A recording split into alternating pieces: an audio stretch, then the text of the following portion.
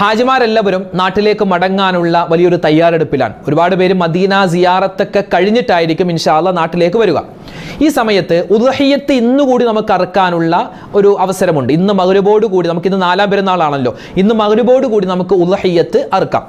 അപ്പോൾ പല ആളുകളും പറഞ്ഞു, ഉസ്താദെ ഞങ്ങൾക്ക് ഉദ്ഹിയ്യത്ത് അറുക്കാൻ വലിയ ആഗ്രഹമുണ്ടായിരുന്നു, പക്ഷേ ഞങ്ങൾക്ക് സാമ്പത്തികമായ ബുദ്ധിമുട്ട്, മറ്റ് ശാരീരിക ബുദ്ധിമുട്ട് കൊണ്ട് ഞങ്ങൾക്ക് അറുക്കാൻ പറ്റിയില്ല. അതുകൊണ്ട് ഞങ്ങൾക്ക് ഈ ഉദ്ഹിയ്യത്ത് അറുക്കുന്നത് പോലെ പ്രതിഫലം കിട്ടുന്ന എന്തെങ്കിലും കാര്യമുണ്ടോ? ഉണ്ട്. ഇനി ഇൻഷാ അല്ലാഹ് ഒരു സൂറത്ത് ഞാൻ പറഞ്ഞു തരാം.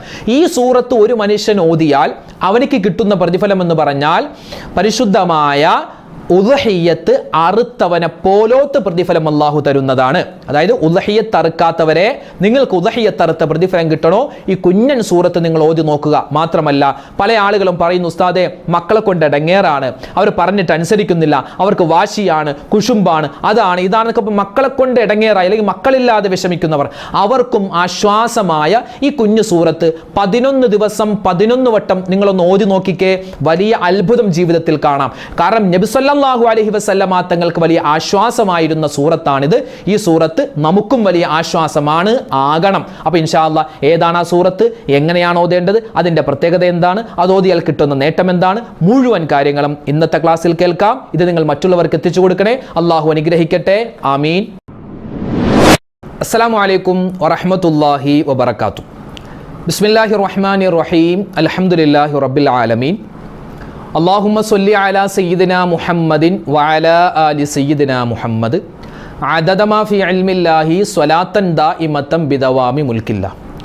സ്നേഹ ബഹുമാനം നിറഞ്ഞ ശബ്ദം കേൾക്കുന്ന ഉമ്മമാരെ, ഉപ്പമാരെ, സഹോദരി സഹോദരന്മാരെ, നമുക്കിന്ന് 4-ാം പെരുന്നാൾ ദിവസമാണ്. ഇന്ന് 4-ാം പെരുന്നാളാണ്. ഹാജിമാരെ സംബന്ധിച്ചിടത്തോളം അവർ അൽഹംദുലില്ലാ ഈ വർഷത്തെ ഹജ്ജിൻ്റെ കർമ്മങ്ങളെല്ലാം പൂർത്തിയാക്കി ഇന്നലെ മഗ്‌രിബോടുകൂടി അവർ അവരുടെ താമസ സ്ഥലങ്ങളിലേക്ക് മടങ്ങിയിട്ടുണ്ട്. ഇനി വിദാഇൻ്റെ തൊവാഫെല്ലാം ചെയ്ത് അവർ മദീനയിലേക്ക്, അതായത് നേരിട്ട് ഫ്ലൈറ്റ് കയറി ജിദ്ദയിൽ വന്നു, നേരിട്ട് മക്കയിലേക്ക് വന്ന ആളുകളുണ്ട്. മദീനയിൽ പോവാതെ നേരിട്ട് മക്കയിലേക്ക് പോയ ആളുകളുണ്ട്. അപ്പോൾ അവരൊക്കെ ഇനിയാണ് മദീനയിലേക്ക് സിയാറത്തിനൊക്കെ ആയിട്ട് പോകുന്നത്. അപ്പോൾ മറ്റുള്ള ആളുകൾ നാട്ടിലേക്ക് മടങ്ങാനുള്ള തയ്യാറെടുപ്പാണ്. ഒരുപാട് ആളുകൾ മദീന സിയാറത്തും കഴിഞ്ഞിട്ടാണ് അവർ നാട്ടിലേക്ക് മടങ്ങുകയുള്ളൂ. അൽഹംദുലില്ലാ ഈ വർഷത്തെ ഹജ്ജ് വലിയ സമാധാനത്തിലും റാഹത്തിലുമായിരുന്നു. അല്ലാഹു തആല എല്ലാ ഹാജിമാരുടെയും ഹജ്ജും ഉംറയും സിയാറത്തും മഖ്ബൂലും മബ്റൂറുമായി സ്വീകരിക്കുമാറാവട്ടെ. നമുക്കുമെല്ലാം അല്ലാഹു തആല ആ പുണ്യപ്രവൃത്തി ഇനിയുള്ള കാലങ്ങളിൽ ചെയ്യാനുള്ള വലിയ തൗഫീക്ക് നൽകി അനുഗ്രഹിക്കുമാറാവട്ടെ. ആമീൻ യാ റബ്ബൽ ആലമീൻ. പരിശുദ്ധമായ ഈ 4-ാമത്തെ പെരുന്നാൾ ദിനം ഏകദേശം ഉദ്ഹിയ്യത്തിൻ്റെ കാര്യങ്ങളൊക്കെ അവസാനിച്ചു എന്ന് തന്നെ പറയാം. പക്ഷേ ഇന്നും പല നാടുകളിലും പല വീടുകളിലൊക്കെ, പള്ളികളുടെ ഉദ്ഹിയ്യത്തൊക്കെ കഴിഞ്ഞു കാണും, പല വീടുകളിലൊക്കെ ഓരോ വ്യക്തികൾ ഇറക്കുന്ന ഉദ്ഹിയ്യത്ത് ഇന്നും കൂടി ഇന്നത്തെ മഗ്‌രിബിന് തൊട്ട് മുമ്പുള്ള സമയം വരെ നമുക്ക് അനുവദിക്കപ്പെട്ടിട്ടുണ്ട്. ഇന്നത്തെ ദിവസം ഒരുപാട് സ്ഥലങ്ങളിൽ ഉദ്ഹിയ്യത്ത് അറുക്കുന്നുണ്ടാകും.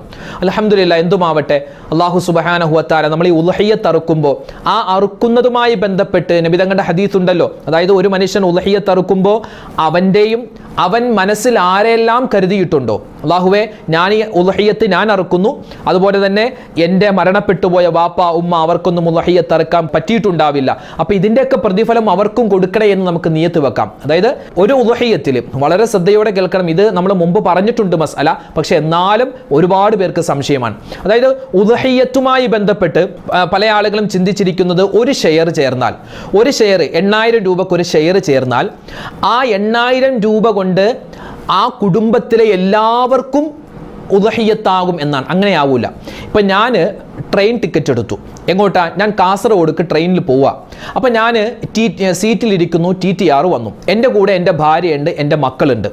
അപ്പോൾ എൻ്റെ അടുക്കൽ ടിക്കറ്റ് ചോദിച്ചാൽ ഞാൻ ഒരു ടിക്കറ്റ് കാണിക്കും. ആ ടിക്കറ്റ് എൻ്റെ ടിക്കറ്റാണ്, അത് എനിക്ക് അനുവദിക്കപ്പെട്ടിട്ടുള്ള ടിക്കറ്റാണ്. എൻ്റെ ടിക്കറ്റ് കൊണ്ട് എൻ്റെ ഭാര്യക്കോ മക്കൾക്കോ യാത്ര ചെയ്യാൻ അവർ അനുവദിക്കൂല. എനിക്ക് ഒരു ടിക്കറ്റ് വേണം, എൻ്റെ ഭാര്യക്ക് മറ്റൊരു ടിക്കറ്റ് വേണം, എൻ്റെ മക്കൾക്ക് മറ്റൊരു ടിക്കറ്റ് വേണം. മൊത്തം 4 ടിക്കറ്റ് ആവശ്യമുണ്ട്. അല്ലാതെ 4 പേർക്കും കൂടി ഒരൊറ്റ ടിക്കറ്റ് പോരാ.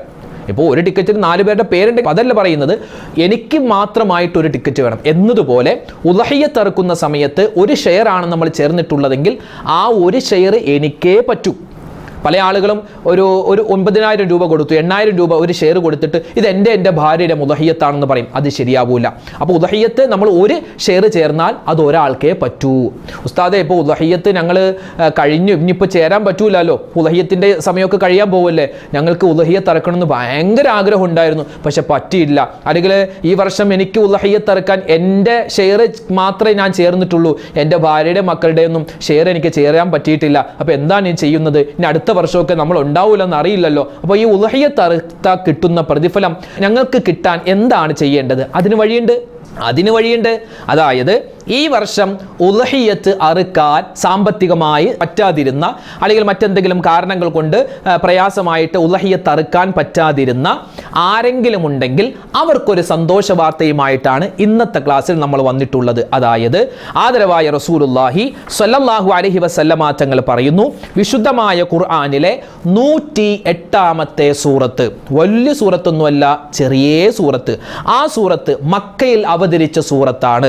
വിശുദ്ധമായ ഖുർആനിലെ 3 ആയത്തുകളുള്ള 3 സൂറത്തുണ്ട്. ഒരു സൂറത്ത് 3 ആയത്തുള്ള ഒരു സൂറത്താണ് സൂറത്തുൽ അസ്ർ. രണ്ടാമത്തെ സൂറത്താണ് സൂറത്തുൻ നസ്ർ. മൂന്നാമത്തെ സൂറത്താണ് സൂറത്തുൽ കൗസർ. അപ്പോൾ നമ്മൾ ഈ വിശുദ്ധമായ ഖുർആനിലെ 108ാമത്തെ സൂറത്താകുന്ന സൂറത്തുൽ കൗസർ, ഈ സൂറത്തുൽ കൗസർ ഒരു മനുഷ്യൻ അവൻ ഓതിക്കഴിഞ്ഞാൽ, നബി സല്ലല്ലാഹു അലൈഹി വസല്ലമ തങ്ങൾ ഒരു ഹദീസ് പറയുന്നു, അതായത് മൻ ഖറഅഹ, ഒരുവൻ ഓതിയാൽ, ഈ സൂറത്തുൽ കൗസർ ഓതിയാൽ, സഖാഹുല്ലാഹു മിൻ അൻഹാരിൽ ജന്ന, അല്ലാഹു സുബ്ഹാനഹു വ തആല അവനിക്ക് സ്വർഗ്ഗത്തിലെ നദികളിൽ നിന്നും കുടിപ്പിക്കുന്നതാണ്. അതായത് സ്വർഗ്ഗത്തിൽ അവൻ കടക്കുന്നതാണ്. അബൂ സഈദ് എന്ന കിതാബിൽ കാണാം, ഒരു മനുഷ്യൻ ഈ സൂറത്ത് നിത്യമായി ഓതിക്കഴിഞ്ഞാൽ, പ്രത്യേകിച്ച് ദുൽഹിജ്ജ മാസത്തിൽ ഈ സൂറത്ത് ഒരാൾ ഓതുന്നത് അധികരിപ്പിച്ചു കഴിഞ്ഞാൽ, അല്ലാഹു സുബ്ഹാനഹു വ തആല ആരെല്ലാം ബലിയറുക്കുന്നുണ്ടോ ആ ബലിയറുക്കുന്നത് പോലോത്ത ഒരു പ്രതിഫലം ഇത് ഓതിയവനും അല്ലാഹു കൊടുക്കുന്നതാണ്.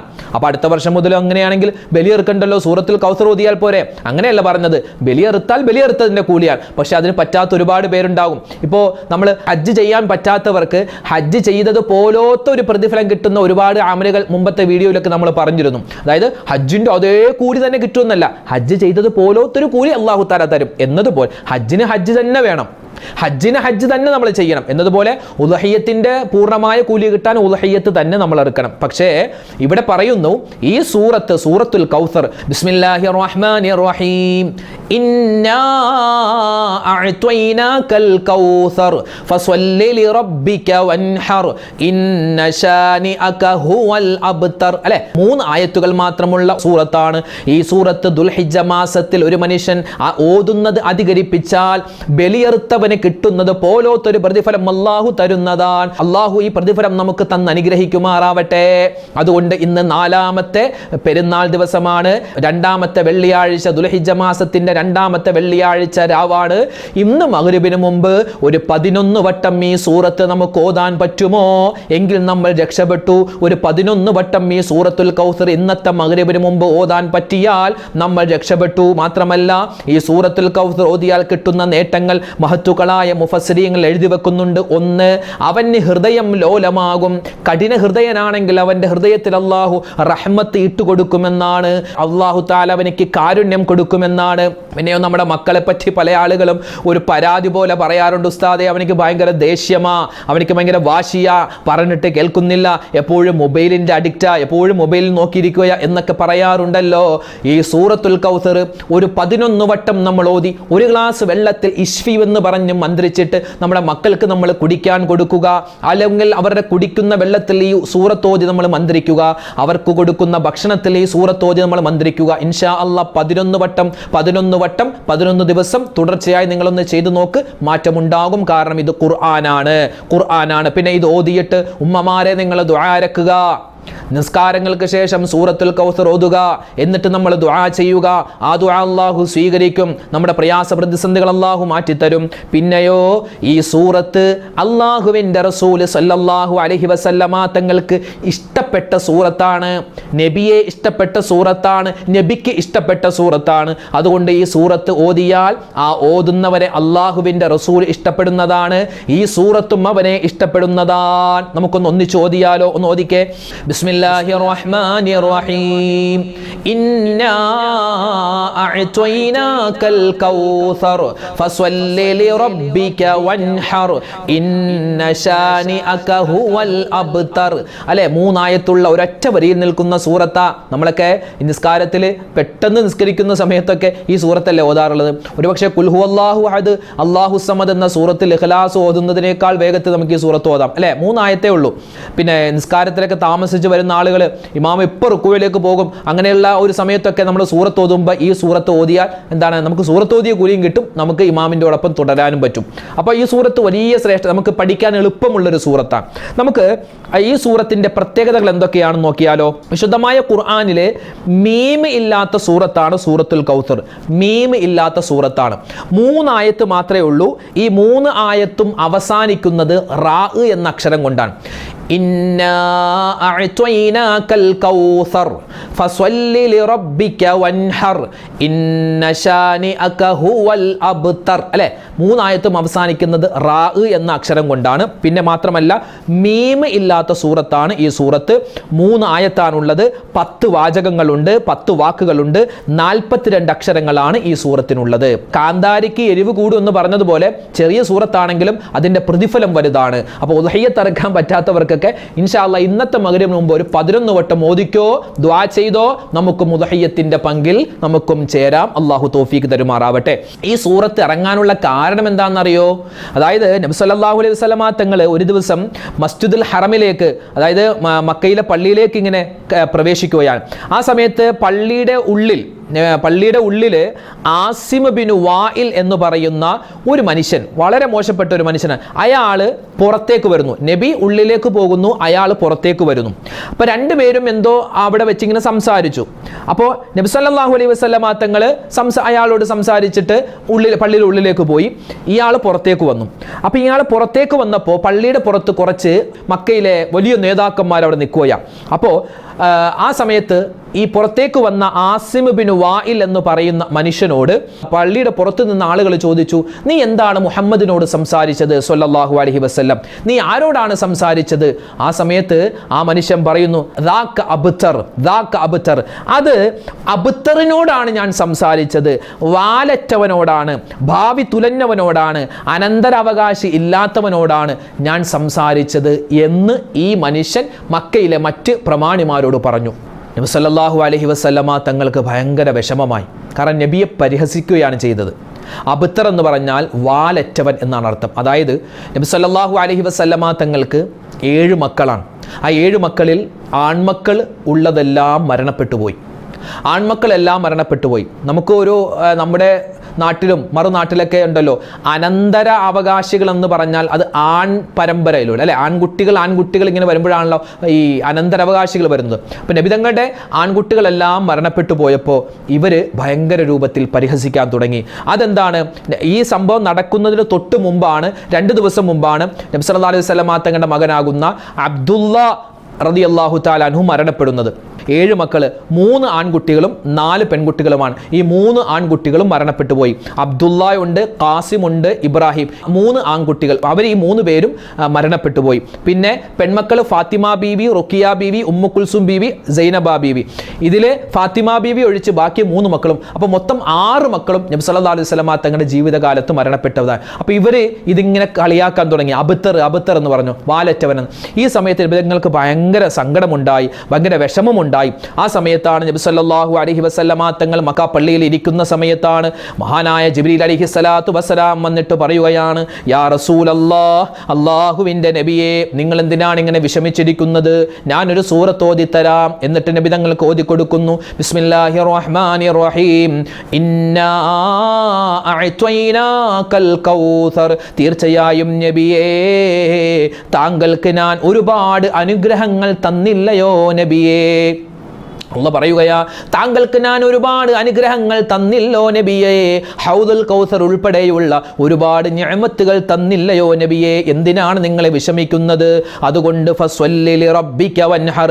അതുകൊണ്ട് നബിയേ, താങ്കൾ അല്ലാഹുവിന് വേണ്ടി നിസ്കരിക്കണേ, താങ്കൾ ബലികർമ്മം ചെയ്യണേ, താങ്കൾ ബലികർമ്മം അർപ്പിക്കണേ, താങ്കൾ ബലിയറുക്കണേ.